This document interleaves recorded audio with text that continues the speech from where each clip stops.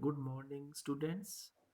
आज हम अपना जो इम्यूनोलॉजी है उसके अंदर नेक्स्ट टॉपिक है जिसका नाम है इम्यूनिटी रेगुलेटिंग सेल्स। और इसके अंदर जो है हम सबसे पहले मैक्रोफेजेस जो होते हैं उनके बारे में हम स्टडी करेंगे। मैक्रोफेज क्या होती हैं, कितने प्रकार की होती हैं, क्या स्ट्रक्चर है, ओरिजिन है, कैसे काम करती हैं, ये जो सभी हैं इनके बारे में हम स्टडी करेंगे। मैक्रोफेज जो है इसका से दो शब्द से मिलकर बना है, मैक्रो और फेज। मैक्रो मतलब क्या होता है, लार्ज, और फेज का मतलब क्या होता है, ईटर। यानी कि लार्ज ईटर होते हैं, यानी कि सबसे ये जो मैक्रोफेज होती हैं सबसे बड़ी डब्ल्यूबीसी की टाइप की सेल होती हैं, यानी काफ़ी बड़े साइज के अंदर होती हैं। और जो कि सेल डेब्रिस है या जो भी इन्वेडिंग जो पैथोजन जो हमारी बॉडी में आता है उसको ये इनगल्फ करके डाइजेस्ट कर देती है, उसको तोड़ देती है, इसलिए इसको हम क्या बोलते हैं, मैक्रोफेजिस। मैक्रोफेजिस की जो खोज है सबसे पहले जो है एली मैचनिकोफ नाम के साइंटिस्ट ने 1884 में की थी, जो कि एक रशियन जूलॉजिस्ट थे, उन्होंने इनकी खोज की थी। तो मैक्रोफेज क्या होते हैं, मोनोसाइट्स जो होती हैं, जैसे कि आप जानते ही हैं, मोनोसाइट्स जो होती हैं एक प्रकार की डब्ल्यूबीसी की टाइप होती हैं, जो कि ए ग्रेनुलोसाइट होती हैं, यानी कि जिसमें कोई भी ग्रेनुलेज नहीं होती हैं। ठीक है। और ये जो मोनोसाइट होती हैं ये लगभग 4 से 8% जो होती हैं टोटल इनकी परसेंटेज होती है, और इनका साइज 12 से 18 माइक्रोन तक होता है। और मोनोसाइट के अंदर जो इनका जो न्यूक्लियस होता है, ठीक है ना, जैसे कि इनके अंदर ये सेल हम देखते हैं तो इनके अंदर ये सिंपल जो है हॉर्स शू शेप का क्या होता है, इसके अंदर ये न्यूक्लियस होता है। ठीक है। जैसे कि ये फैगोसाइटिक सेल के रूप में काम करती हैं, तो इनके अंदर ये ऐसा इसका ओवल या किडनी शेप का इसमें क्या होता है, न्यूक्लियस होता है, साइटोप्लाज्म होता है। ठीक है। और इसके अंदर जो है साइटोप्लाज्म की मात्रा भी ज़्यादा होती है। ठीक है। और ये जो मोनोसाइट होती हैं ये बोन मैरो में बनती हैं, ये हमें सभी पता है। मोनोसाइट्स जो होती है कहाँ बनती है, बोन मैरो के अंदर होती है। और इसके बारे में हमने आपको पढ़ाया था भी, दो प्रकार की लाइन होती है, एक को हम माइलोइड लाइन बोलते हैं और एक को क्या बोलते हैं, हमें लिम्फोइड लाइन होते हैं। तो लिम्फोइड लाइन के अंदर तो क्या होते हैं कि हमारी बी और टी लिम्फोसाइट्स बनती हैं या कुछ डेंड्रिटिक सेल बनती हैं, और जो माइलोइड लाइन होती है उसमें ये बनती हैं। तो मोनोसाइट्स भी वहीं पर बनती हैं। ठीक है भी। और ये मोनोसाइट जो है बोन मैरो से निकल के हमारे ब्लड में सर्कुलेट करती रहती हैं। ब्लड के अंदर जो है ये मोनोसाइट से लगभग 10 घंटे या आप ये मान लो भी 24 घंटे तक क्या होती हैं, ये हमारे ब्लड के अंदर फ्लो करती रहती हैं। और यानी कि 10 से 20 घंटे तक हमारे ब्लड में स्टोर करती सर्कुलेट करती रहती हैं। और फिर कोई भी इन्फेक्शन होती है, इंजरी होती है, तो ये मोनोसाइट्स जो होती हैं ये वहाँ ब्लड से जो है बाहर निकलती हैं। ठीक है ना। और फिर ये जो होती हैं अपना साइज बढ़ाती हैं, यानी कि इनका साइज लगभग 5 गुना जो है साइज इनका बढ़ जाता है। ठीक है। और फिर इन्हें हम क्या बोलते हैं, मैक्रोफेज, जो कि टिश्यू मैक्रोफेज भी कहलाते हैं। तो ये यहाँ से निकलने के बाद जो है ये हमारे टिश्यूज में जब आ जाता है मोनोसाइट, उस समय हम उन्हें क्या बोलते हैं, macrophages. Why they are called so, क्योंकि इनका साइज बहुत बड़ा हो जाता है। इसके अलावा ये मोनोसाइट एक्टिव हो जाती हैं, और ये जो मैक्रोफेज बनी है ये ही उस फॉरेन पार्टिकल को इनगल्फ कर सकती है, उसको डाइजेस्ट कर सकती है। ठीक है। मैक्रोफेज जो बन जाती हैं उसके क्या क्या कार्य होते हैं। मैक्रोफेज जो है, जैसे कि ये हमारी ये आपको इस डायग्राम में दिखाया गया है, ये मोनोसाइट से मैक्रोफेज ये बन गई है। ठीक है ना। और मैक्रोफेज में और न्यूट्रोफिल्स जो होती हैं वो भी उसमें कुछ डिफरेंस होते हैं। वो तो ठीक है भी, न्यूट्रोफिल जो होती हैं वो ग्रेनुलोसाइट के अंदर आती है, ये ए ग्रेनुलोसाइट भी होती है, और इसके अंदर कुछ अलग अलग प्रकार के रिसेप्टर्स में डिफरेंस भी होता है। ठीक है। अब ये जो मैक्रोफेज होती हैं ये हमारे बॉडी के अंदर कुछ कार्य करते हैं। जैसे कि पहला कार्य है, ये स्कैवेंजर और सोल्जर के रूप में काम करती हैं, कि हमारे बॉडी के अंदर जो भी डेड सेल है, जो भी डेब्रिस है, उसको क्या होती हैं, वो हटाती हैं। ठीक है। और सोल्जर के रूप में जब काम करती हैं तो क्या करती हैं, फॉरेन पार्टिकल जो भी पैथोजन है हमारी बॉडी में एंट्री करता है तो उसको ये डिस्ट्रॉय कर देती है। ठीक है। इसके अलावा मैक्रोफेज जो है एक एपीसी, यानी कि एंटीजन प्रेजेंटिंग सेल कि जब जो पैथोजन जो एंट्री करता है तो उसके अंदर से एक एंटीजन को ये अपने ऊपर प्रेजेंट करता है उस बी सेल को या टी सेल को, इसलिए इसको हम क्या बोलते हैं, एंटीजन प्रेजेंटिंग सेल भी कहते हैं। ठीक है, तो ये इसकी खासियत होती है। अगली जो है इसका फंक्शन जो होता है वो एक सिक्रेटरी सेल्स के रूप में काम करते हैं मैक्रोफेजेज, और इनसे कुछ केमिकल सब्सटेंसेस निकलते हैं, इसको हम साइटोकाइनिन भी कह सकते हैं। इसके अलावा इंटरल्यूकिन 1 जो केमिकल होता है वो भी जो है यहाँ से निकलता है। ठीक है, मैक्रोफेज के अंदर जब हम देखते हैं तो ये जो मैक्रोफेज होती हैं ये 2 प्रकार की होती हैं। ठीक है ना भाई, मैक्रोफेज जो ये सिस्टम है इसको हम क्या बोलते हैं, मोनोसाइट मैक्रोफेज सेल सिस्टम भी कहते हैं। ठीक है भी, और इसको हम मोनोसाइट मैक्रोफेज सेल सिस्टम भी कहते हैं, या इसे हम रेटिकुलो एंडोथेलियल सिस्टम भी कहते हैं। तो ये जैसे कि यहाँ पर है रेटिकुलेटिंग एंडोथेलियल सिस्टम भी कहते हैं इसको, और मोनोन्यूक्लियर फैगोसाइटिक सिस्टम भी। इसको हम मोनोन्यूक्लियर क्यों कहते हैं, क्योंकि मोनोसाइट जो होती हैं जिनसे मैक्रोफेज का निर्माण हुआ है उनमें जो न्यूक्लियस होता है वो हॉर्सशू शेप का होता है, उसमें लोब्ड नहीं होती हैं, जबकि जो न्यूट्रोफिल होती है उसको हम पॉलीमोर्फोन्यूक्लियर कहते हैं, न्यूट्रोफिल को। ठीक है ना, उसमें मल्टी लोब होती है, तो इसलिए इसके अंदर एक ही लोब होती है, तो इसका नाम क्या होगा, मोनोन्यूक्लियर फैगोसाइटिक सिस्टम होता है। ठीक है, और इसको हम रेटिकुलो एंडोथेलियल सिस्टम क्यों कहते हैं।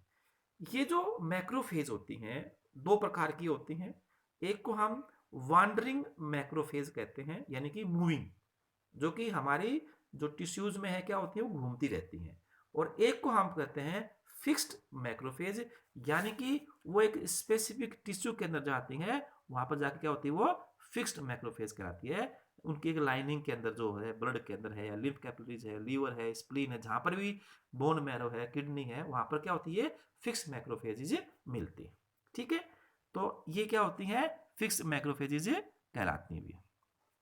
और इन फिक्स्ड मैक्रोफेज जो होती हैं या जो भी मैक्रोफेज होती हैं, कई बार जो है इनका साइज क्या होता है, जब बड़ा जो पैथोजन होता है उसको डाइजेस्ट करने के लिए तो ये एक अलग प्रकार की सेल बनाती है, इसमें कई मैक्रोफेज आपस में मिलके उस पैथोजन को मारती हैं, तब उसे हम कहते हैं जाइंट सेल, एपिथेलोइड सेल, या लैंगहैंस, नॉट लैंगरहैंस, इसका नाम क्या है लैंगहैंस सेल, एपिथेलोइड सेल, जाइंट सेल, जो ये बनाती हैं। और ये जो सेल होती हैं ये फ्यूज मैक्रोफेज होती हैं, जो कि उस पैथोजन को ट्रैप करते हैं। ये आपको जैसे कि एक डायग्राम में आपको मैं दिखाता हूं ये, ठीक है ना, तो यहाँ पर ये मोनोसाइट्स थी। ठीक है भी, ये फिर इसका साइज ये बड़ा हो गया, ये मोनोसाइट थी, इससे ये क्या बन गया मैक्रोफेज बन गया, इनलार्ज हो गई।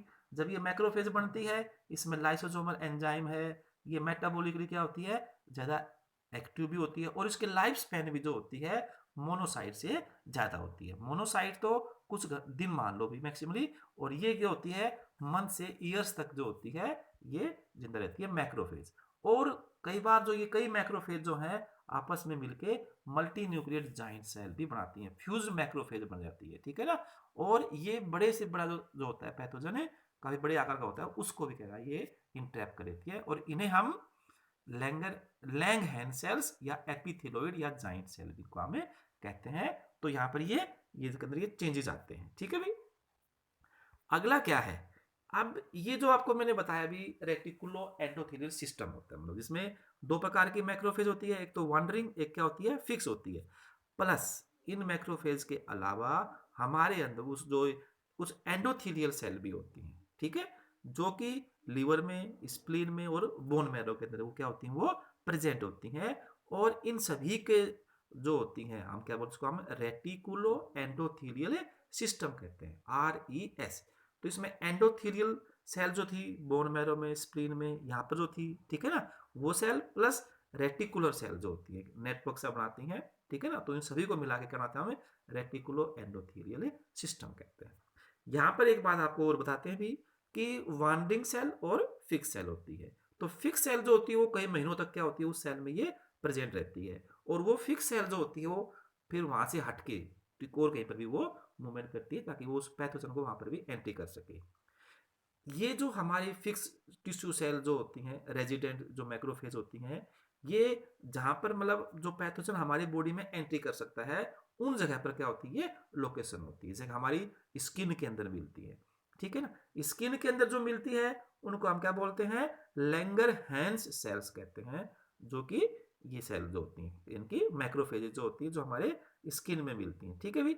और इसको लैंगरहैंस नाम इसलिए दिया गया है क्योंकि लैंगरहैंस नाम के साइंटिस्ट ने इसकी खोज की थी, तो ये स्किन के अंदर मिल गया। इसके अलावा हमारे जो लंग्स है, हमारे जो किडनी है, जो डाइजेस्टिव ट्रैक्ट है, यहाँ पर भी जो होते हैं मैक्रोफेजेज मिलती है। तो इसमें आपको ये दिखाया गया है कि जो भी मैक्रोफेज है वो कहाँ पर मिलती है, जैसे कि एडिपोज टिश्यू मैक्रोफेज कहाँ मिलेगी, एडिपोज टिश्यू के अंदर मिलेगी। मोनोसाइट्स जो है बोन मैरो में, ब्लड के अंदर मोनोसाइट होती है। कफर सेल्स जो कि हमारे लीवर के अंदर जो साइनसोइड्स होते हैं, लीवर की जो सेल्स बनती हैं उसके बीच में क्या होते हैं, साइनसोइड्स होते हैं, ऊपर स्पेस होते हैं, तो वहां पर भी कफर सेल मिलती हैं। लीवर में काफी महत्वपूर्ण होती हैं, क्यों, क्योंकि पोर्टल सिस्टम के द्वारा हमारी जो एलिमेंट्री कैनाल से जो डाइजेस्टिव जो प्रोडक्ट होते हैं वो पहले कहाँ जाएंगे, लीवर में जाएंगे। तो उसमें कोई भी पैथोजन है जो कि हम जो खाना खाया उसके द्वारा आता है तो उसको वो बिल्कुल नष्ट कर देते हैं। इसलिए ये कफर सेल जो होती है जब यहाँ से जो सर्कुलेशन में जो आएगा फ्लूइड वो बिल्कुल अब पैथोजन फ्री होता है, तो ये कफर सेल के अंदर मिलती हैं। इसके अलावा हमारी हिस्टियोसाइट्स होती हैं, लिम्फ नोड्स में है, एल्वियोलर मैक्रोफेज जिसको हम डस्ट सेल भी कहते हैं, ठीक है। एक बार की लंग सेल होती है, डस्ट सेल होती है जो कि एलोलाई के अंदर ये मिलती हैं। टिश्यू मैक्रोफेज होगी, ठीक है। जाइंट सेल भी होगा कनेक्टिव टिश्यू के अंदर। माइक्रोगिलिया, ये माइक्रोगिलिया है, ये कहाँ पर होता है, हमारे सेंट्रल नर्वस सिस्टम के अंदर मिलता है, ठीक है भी। और ये होफ बोर सेल्स जो हैं, ये हमारी होफ बोर सेल यहाँ पर जो है, ठीक है भी। तो ये जो होफ बोर सेल हैं ये कहाँ मिलती हैं, प्लेसेंटा में मिलती हैं। किडनी के अंदर जो है मेजनग्लियल सेल मिलती हैं। बोन्स में जो है ओस्टियोक्लास्ट सेल भी मिलती है, ठीक है। तो ऐसे जो है, और रेड पल्प ऑफ मैक्रोफेज के अंदर भी क्या होती है, ये रेड सेल्स मिलती हैं। तो ये इस प्रकार इतने प्रकार की जो सेल्स हैं, ठीक है भी, तो ये हमारी वहां पर ये मिलती हैं, ठीक है। तो ये जो सेल होती हैं तो ये फिक्स प्रकार के मैक्रोफेजेस यहाँ पर ये मिलते हैं, और ये हमारे इन टिश्यूज को जो होती है कोई भी अगर पैथोजन एंट्री करता है तो ये उसे उसकी सुरक्षा करती है, उसको ये प्रोटेक्ट करती है, ठीक है। तो ये जो मैक्रोफेज होती हैं ये जब मैक्रोफेज जब एक्टिवेटेड होता है, यानी किसी भी पैथोजन के द्वारा उससे कुछ केमिकल निकलते हैं तो उससे ये एक्टिवेटेड हो जाता है।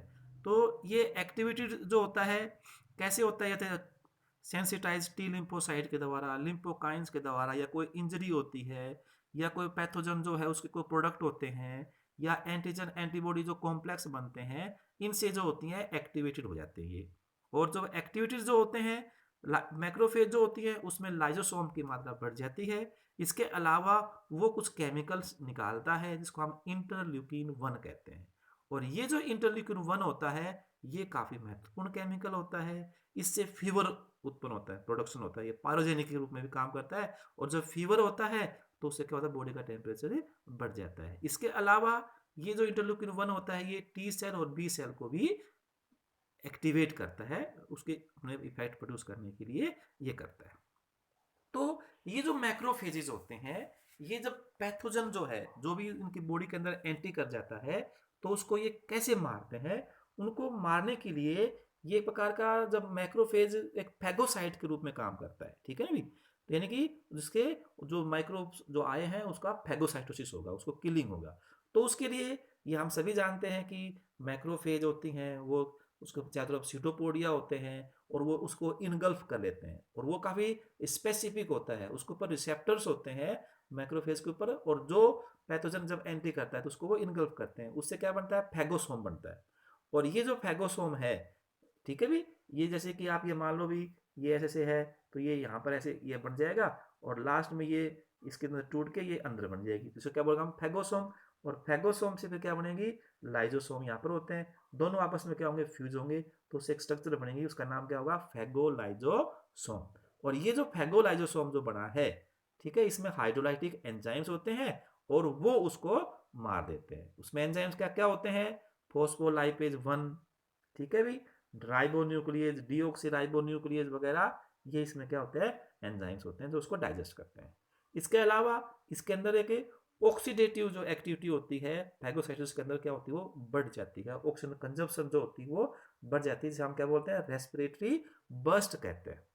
ठीक है ना, इसमें ऑक्सीडेटिव एक्टिविटी बढ़ जाती है, और इस रेस्पिरेटरी बर्स्ट की वजह से क्या होता है, R R I O S जो है, रिएक्टिव ऑक्सीजन इंटरमीडिएट्स, ये उत्पन्न होते हैं। ठीक है भी, तो ये कैसे होते हैं, जैसे कि ऑक्सीजन है और ये NADPH ऑक्सीडेज जो एंजाइम है उससे ये सुपर ऑक्साइड जो आयन उत्पन्न होता है, ये सुपर ऑक्साइड आयन जो है, सुपर ऑक्साइड डिसम्यूटेज जो एंजाइम है ये यहाँ पर प्रेजेंट है। तो इस एंजाइम की उपस्थिति के अंदर ये आयन से H2O2 बन जाएगा, हाइड्रोजन पेरोक्साइड, और ये H2O2 Cl का प्रेजेंट करता है in the presence of myeloperoxidase HOCl। और ये जितने भी केमिकल बने हैं ये सारे क्या हैं, माइक्रोबायोसाइडल होते हैं। इसके अलावा यहाँ पर ये तो ऑक्सीजन रिएक्टिव ऑक्सीजन इंटरमीडिएट्स बने हैं, ऐसे ही यहाँ पर जो है रिएक्टिव नाइट्रोजन इंटरमीडिएट्स जो है NO, NO2, NO3 जो है इनका भी निर्माण होता है। ठीक है, RNI कहते हैं इनको हम, और ये भी जो होते हैं उन जो भी पैथोजन इसके अंदर एंट्री करता है उसको क्या होते हैं भी ये मार देते हैं। ठीक है, तो इस प्रकार जो है ये मैक्रोफेजेज जो होती हैं ये भी काम करते हैं। एक मैक्रोफेज जो है अपने लाइफ के अंदर जो है लगभग 100 जो बैक्टीरिया है उनको मार देता है। ठीक है ना, तो इतने ज़्यादा में जो है ये बैक्टीरिया को नष्ट कर देते हैं, और लगभग 1 सेकंड का 100वां हिस्सा के अंदर ही जब भी कोई पैथोजन हमारी बॉडी में एंट्री करता है तो ये जो होती हैं उसको नष्ट कर देती है, तो कम समय के अंदर ही ये उसे नष्ट कर देते हैं। मैक्रोफेजेस जो होते हैं ये आते हैं भी। ठीक है, मैक्रोफेज जो होती हैं इसके अंदर एक और बात भी होती है भी, मैक्रोफेज के ऊपर एक जीन होता है हमारी अंदर जिसको हम MHC major histocompatibility complex कहते हैं। ये जो है एक प्रोटीन प्रोड्यूस करता है जो मैक्रोफेज के ऊपर प्रेजेंट होता है। ये 2 प्रकार का होता है, MHC1 और 2, और ये जो सेल्फ के रूप में काम करता है, हमारी बॉडी का अपना होता है, और ये जो जीन ये प्रोटीन है इसके ऊपर जो है वो एंटीजन जो है पैथोजन का उसके ऊपर वो प्रेजेंट होता है, उसको वो डिस्प्ले करता है इसके द्वारा ही, किसके द्वारा ही, MHC1 और 2 के द्वारा। जो इसमें MHC जो है यह एक सेल्फ जो है यानी कि हमारी बॉडी का अपना एक जीन या प्रोटीन है उसके रूप में क्या होता है ये काम करता है। तो इस प्रकार जो है ये मैक्रोफेजेज जो है ये इस प्रकार भी अपना क्रिया करती हैं, इनका साइज जो है वो बड़ा हो जाता है और ये इनके अंदर ये होती है। ठीक है, तो ये था मैक्रोफेजेज जो है क्या होते हैं, कितने प्रकार की होती है और वो कैसे काम करते हैं। ठीक है भी, इसके अलावा इसमें आपको एक बात और बताता हूं मैं, कुछ ऐसे माइक्रोब्स हैं जो कि मैक्रोफेज या आप कहते हो फैगोसाइटोसिस जो फंक्शन होता है उसको वो उससे वो बच जाते हैं और वहां पर वो अपने आप को जिंदा रख लेते हैं। इसमें 2 नाम आते हैं, एक तो आता है हमारा ट्यूबरकुलोसिस का, यानी कि टीबी के अंदर, तो टीबी जो होती है माइकोबैक्टीरियम ट्यूबरकुलाई के द्वारा होती है। तो ये जो माइकोबैक्टीरियम ट्यूबरकुलाई होता है ये क्या करता है, इनका फैगोलाइजोसोम के बनने को ये रोक देता है, और अगर फैगोलाइजोसोम नहीं बनता है तो इसका नहीं होता। ऐसे ही ठीक है, तो माइकोबैक्टीरियम ट्यूबरकुलाई या माइकोबैक्टीरियम लिप्रे जो होती है इनका फ्यूजन नहीं होने देता। इसके अलावा साल्मोनेला टाइफाई है या जो भी होता है इसके अंदर जो है लाइसोजाइम जो एंजाइम निकलते हैं मैक्रोफेज के अंदर उनको रजिस्ट करने की पावर होती है, और ये अपने आप को एक मैक्रोफेज को यूज करते हैं अपने आप को मल्टीप्लाई करने के लिए और अपने आप को ये बचाने के लिए। ठीक है भी, तो इनको भी मैक्रोफेज को भी कोई ना कोई बचाती है। तो मैक्रोफेज हमारी बॉडी की एक ऐसी मशीनरी है जो कि 24 आवर्स काम करती रहती है और हमारी बॉडी को पैथोजन से बचाती है। अगर हम जर्म फ्री इन्वायरमेंट में हैं और बी और टी सेल नहीं है तो भी हमें कोई इतना नुकसान नहीं है, लेकिन अगर मैक्रोफेज नहीं है, ठीक है ना, अगर ऐसा नॉकआउट माउस बना इसमें मैक्रोफेज नहीं हो तो उसके लिए जिंदा रहना बहुत ही मुश्किल काम होता है। तो ये इतनी महत्वपूर्ण स्ट्रक्चर्स होती हैं, मैक्रोफेजेज होती है। ठीक है भी, तो ये माइक्रोफेज होती है भी। धन्यवाद।